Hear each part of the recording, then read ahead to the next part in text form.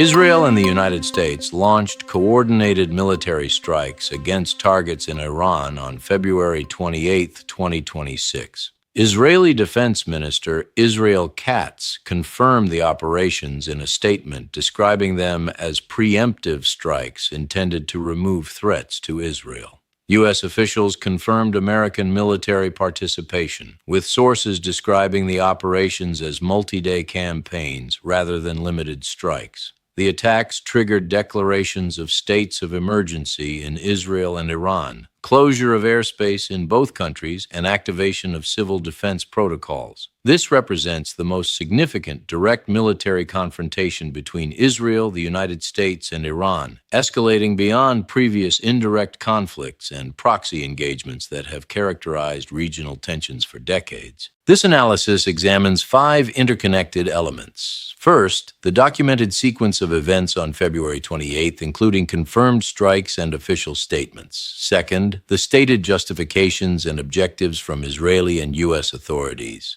Third, the immediate responses, including states of emergency, airspace closures, and civil defense measures. Fourth, the broader military and diplomatic context, including the failed Geneva negotiations and U.S. military buildup. Fifth, the analytical implications for regional escalation, potential Iranian retaliation, and strategic calculations.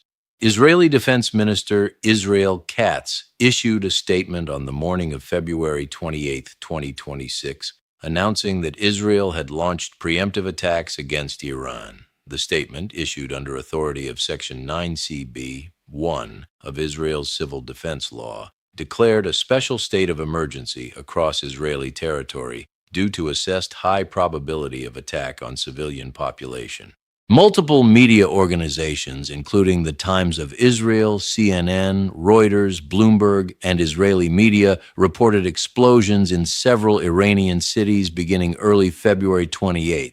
Reported locations include Tehran, Qom, Isfahan, Kermanshah, and Karaj. CNN verified videos showing smoke rising from Tehran. Fars news agency, an Iranian state-affiliated outlet, confirmed explosions and missile impacts in multiple locations, including University Street and Jamhuri District in Tehran. U.S. officials confirmed to multiple media outlets that American military strikes on Iran were underway. A U.S. official told the New York Times that American strikes were occurring. 2 sources told CNN that U.S. military operations were being conducted and that planning involved several days of attacks rather than a single strike event.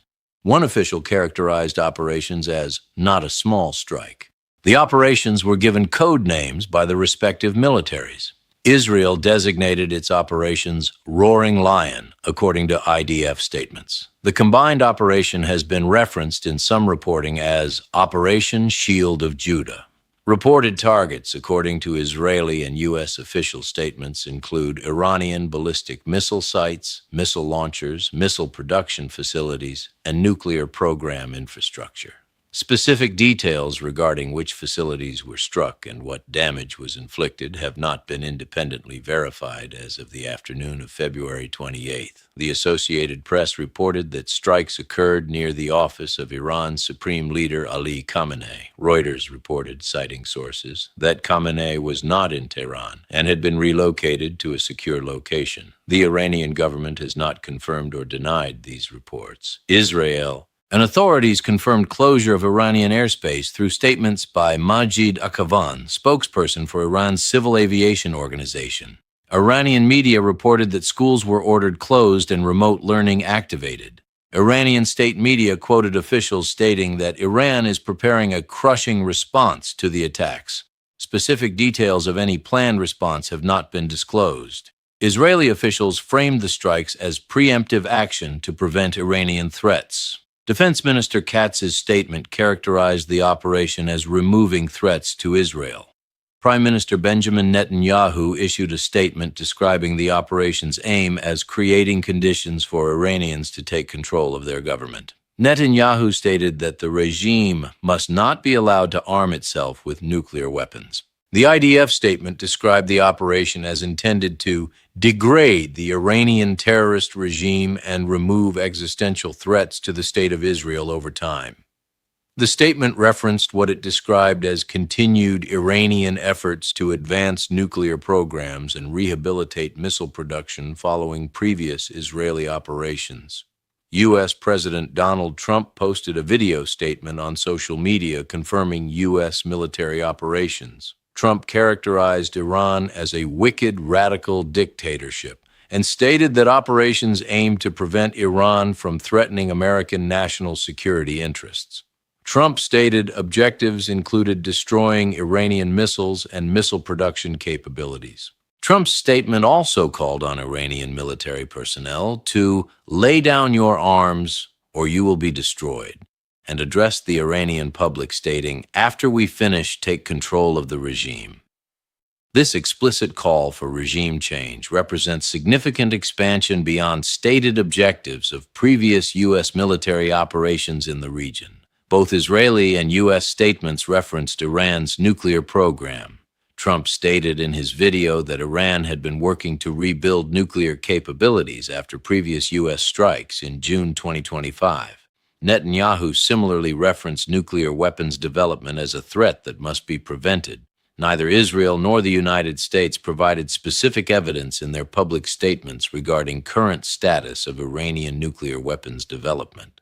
Iran has consistently maintained that its nuclear program is for civilian energy purposes and denies seeking nuclear weapons. The International Atomic Energy Agency, which conducts inspections in Iran under the Nuclear Non-Proliferation Treaty, has reported in recent assessments that Iran has enriched uranium to 60% purity and possesses stockpiles of enriched material. The IAEA has not confirmed that Iran has weaponized nuclear material or made the decision to pursue weapons. The gap between 60% enrichment and weapons-grade 90% enrichment is technically significant but represents less difficulty than earlier enrichment stages.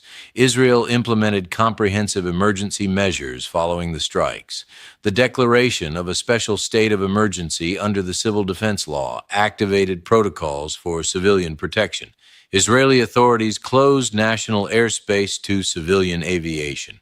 All flights were grounded. Schools, workplaces, and public gatherings were ordered closed, according to New York Times reporting.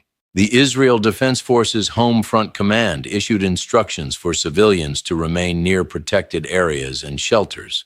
Air raid sirens sounded in multiple locations across Israel. Israeli officials stated they expect Iranian retaliation, potentially involving ballistic missiles and unmanned aerial vehicles. The specific timeline for expected retaliation has not been made public, though some Israeli officials quoted in media stated they did not expect immediate response before Sunday evening.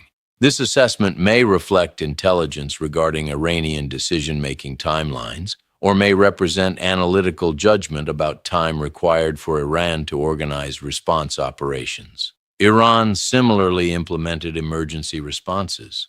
Airspace closure was confirmed by aviation authorities. Schools were closed and remote learning activated. Iranian military and government officials made public statements indicating preparations for response, but did not specify timing or methods. Regional countries took protective measures. The U.S. Embassy in Qatar implemented shelter-in-place protocols for personnel and recommended U.S. citizens take similar precautions. Witnesses reported explosions heard in Abu Dhabi, United Arab Emirates, though the source and nature of these explosions has not been confirmed as of February 28 afternoon. Cyprus activated emergency evacuation protocols to accommodate potential influx of foreign nationals leaving the region. Cypriot authorities prepared schools and public buildings to house evacuees. Iraq closed its airspace according to media reporting. Multiple Gulf states host U.S. military bases and personnel. Reports indicated explosions in Bahrain, which hosts the U.S. Fifth Fleet headquarters, though details remain unconfirmed. The February 28 strikes occur after weeks of diplomatic negotiations and months of escalating military posture. U.S. and Iranian officials conducted indirect negotiations in Geneva through Omani mediation during February 2026. The talks represented the latest attempt to address the nuclear dispute that has characterized U.S.-Iran relations since the U.S. withdrawal from the Joint Comprehensive Plan of Action in 2018. The JCPOA, negotiated during the Obama administration and implemented in 2016, established restrictions on Iranian nuclear activities in exchange for sanctions relief.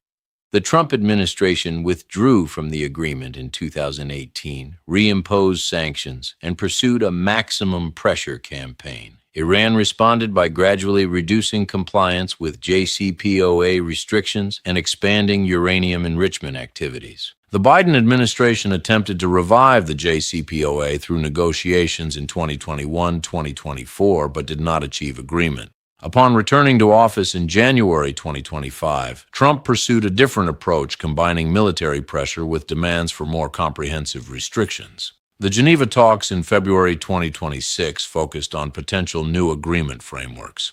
U.S. demands reportedly included indefinite restrictions on Iranian nuclear activities without sunset clauses that would allow restrictions to expire after specified periods.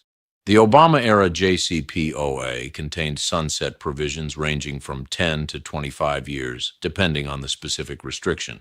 Critics argued these provisions would eventually allow Iran to develop nuclear capabilities legally. The Trump administration sought to eliminate sunset provisions entirely. Additional U.S. demands reportedly included restrictions on Iranian ballistic missile development and testing. The JCPOA focused primarily on nuclear program restrictions and did not comprehensively address missile capabilities. Israel and Gulf Arab states had criticized the JCPOA for this limitation and lobbied for missile restrictions to be included in any new agreement. Iranian positions in the Geneva talks emphasized sovereignty rights under the Nuclear Non-Proliferation Treaty to develop nuclear energy for peaceful purposes. Iran rejected permanent restrictions, arguing they violated NPT provisions and represented infringement on sovereignty. Iran also rejected linking nuclear restrictions to missile programs, characterizing missiles as legitimate defensive capabilities. The negotiations extended beyond initially planned timeframes, with multiple deadline extensions, indicating both sides saw value in continued dialogue despite fundamental disagreements. However, no breakthrough occurred. The final round of talks in late February ended without agreement or plans for additional sessions. The United States deployed substantial military forces to the region beginning in late 2025 and expanding significantly in early 2026. Two aircraft carrier strike groups, the USS Abraham Lincoln and USS Dwight D. Eisenhower, operated in waters near Iran. Each carrier strike group includes the aircraft carrier, guided missile cruisers, destroyers, and support vessels, totaling 15-20 ships between both groups. F-22 Raptor stealth fighters deployed to bases in Israel, Jordan, and other regional locations. The F-22 represents the most advanced air superiority fighter in the U.S. Air Force inventory. F-35 fighters also deployed to the region. Additional assets included B-52 strategic bombers, aerial refueling tankers, intelligence and surveillance aircraft, and additional destroyer vessels beyond those in carrier groups. The military buildup served multiple purposes, including demonstrating capability to conduct large-scale operations, providing military options if diplomacy failed, protecting U.S. personnel and interests in the region, and applying pressure during negotiations through visible military presence. The deployment represented the largest U.S. military concentration in the Middle East since major operations in Iraq and Afghanistan in previous decades. Israeli forces similarly increased readiness levels during this period. The Israel Defense Forces conducted military exercises and training focused on scenarios involving Iranian targets. Public statements from Israeli officials emphasized that Israel would not allow Iran to develop nuclear weapons and would take necessary actions to prevent such development. Israel and Iran have engaged in previous military confrontations, creating precedent and establishing certain dynamics. In June 2025, a 12-day period of exchanges occurred involving Israeli strikes on Iranian nuclear facilities and Iranian retaliatory missile and drone attacks on Israel.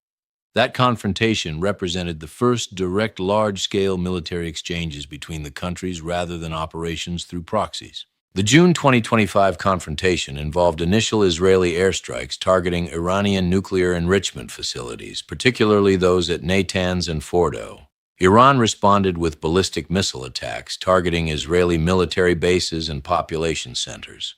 Israel's missile defense systems intercepted many Iranian missiles, but some impacts occurred, causing casualties and damage. Israel then conducted additional strikes on Iranian military targets, including air defense systems and missile production facilities. The confrontation ended after 12 days without transitioning to sustained full-scale war. Various factors contributed to de-escalation, including effectiveness of Israeli missile defenses, limiting damage from Iranian attacks, diplomatic pressure from international actors, concerns about economic impacts on energy markets, and calculations by both sides that continued escalation risks exceeded potential benefits.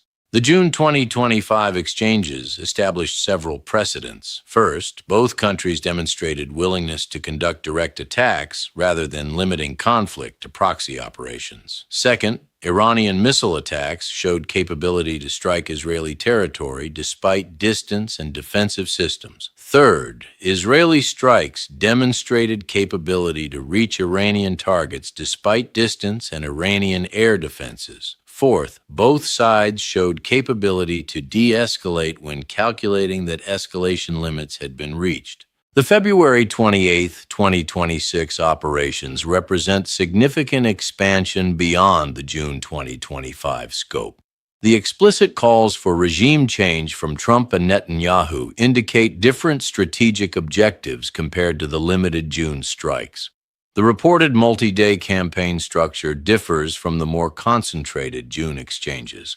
The direct U.S. military participation in strikes, rather than just intelligence and logistical support, represents escalation in American involvement. The context also includes Iranian support for regional groups including Hezbollah in Lebanon, various Iraqi militias, Houthi forces in Yemen, and Hamas.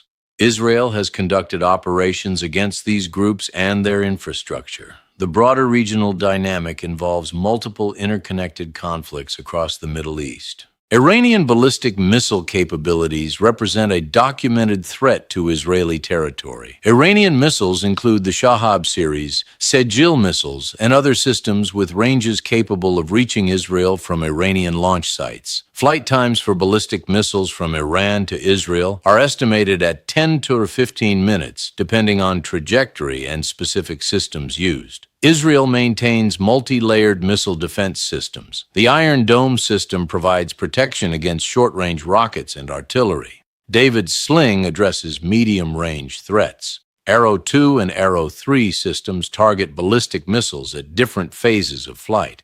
The effectiveness of these systems against large-scale attacks involving numerous simultaneous missiles has not been tested in combat conditions matching potential Iranian capabilities. The United States provides intelligence support, early warning systems, and additional defensive assets, including Aegis-equipped ships capable of ballistic missile interception. U.S. military personnel and installations in the region also face potential Iranian retaliation through ballistic missiles, cruise missiles, or proxy forces. The strategic calculations involve multiple factors. For Israel and the United States, objectives include degrading Iranian military capabilities, preventing nuclear weapons development, and potentially creating conditions for political change in Iran. The explicit calls for regime change by Trump and Netanyahu represent significant policy statements with implications for both military operations and regional dynamics. For Iran, response options include missile and drone attacks against Israeli and U.S. targets, activation of regional proxy forces, potential closure of the Strait of Hormuz affecting global oil markets, and cyber operations. Iranian leadership faces decision points regarding scale and targets of retaliation, balancing desires to demonstrate capability and resolve against risks of triggering further escalation. Regional actors, including Saudi Arabia, United Arab Emirates, Qatar, and others, must calculate their positions regarding U.S. military operations launched from or supported by bases on their territory. These countries have complex relationships with both the United States and Iran, involving security cooperation, economic ties, and competing regional interests. The humanitarian implications of sustained conflict include civilian casualties from military operations, displacement of populations, disruption of economic activity, and potential breakdown of infrastructure. Casualty figures from the February 28 strikes have not been released by any source as of late afternoon, February 28. The economic implications center on energy markets. Iran is a significant oil producer. The Strait of Hormuz, through which approximately one-fifth of global oil passes, could become contested or closed in sustained conflict. Oil prices have not yet been reported as markets remain closed for weekend trading. Trading when markets open will reflect investor assessment of conflict duration and severity. To summarize the core findings, Israel and the United States launched coordinated military strikes on Iran on February 28, 2026, confirmed by official statements from both countries. Strikes targeted multiple Iranian cities with reported focus on ballistic missiles and nuclear facilities. Israel and Iran both declared states of emergency and closed airspace.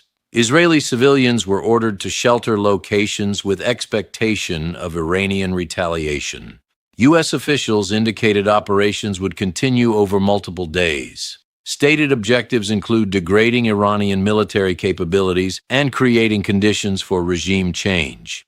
The operations followed failed diplomatic negotiations in Geneva and months of U.S. military buildup in the region. Previous June 2025 confrontations established precedent for direct military exchanges.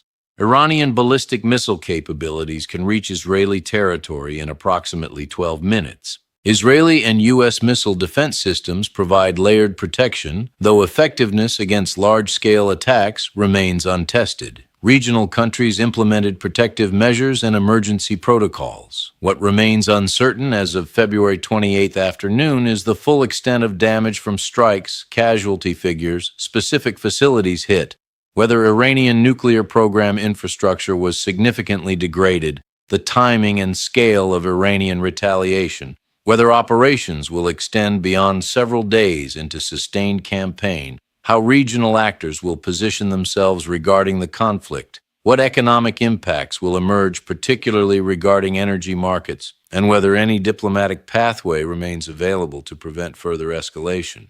The key variables shaping immediate developments include Iranian leadership decisions regarding retaliation, effectiveness of Israeli and U.S. defensive systems against potential missile attacks, regional actor responses, domestic political reactions in the United States and Israel to casualties if they occur, international diplomatic efforts to prevent escalation, and market reactions when trading resumes. Analysis continues monitoring official statements, verified reports of military operations, casualty information as it becomes available, and diplomatic communications from regional and international actors.